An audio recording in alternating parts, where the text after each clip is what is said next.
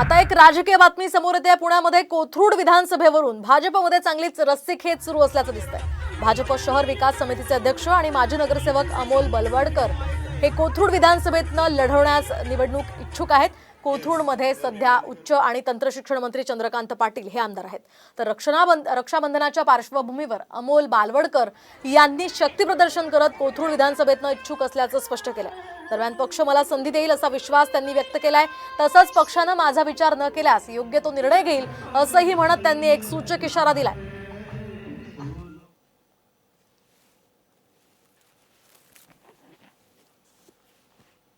भारतीय जनता पक्षाकडे निश्चितपणे मी एक कार्यकर्ता म्हणून आणि पक्षाच्या चौकटीत मी आता जे काही सर्व पक्षाचे नियम पाळून काम करत आहे।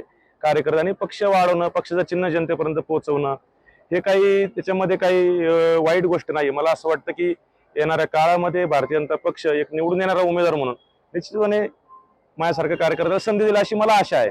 संधी दिली नाही तर त्यावेळेचा निर्णय भारतीय जनता पक्षाची भूमिका पाहून घेतला जाईल। आता हे बोलणं योग्य नाहीये।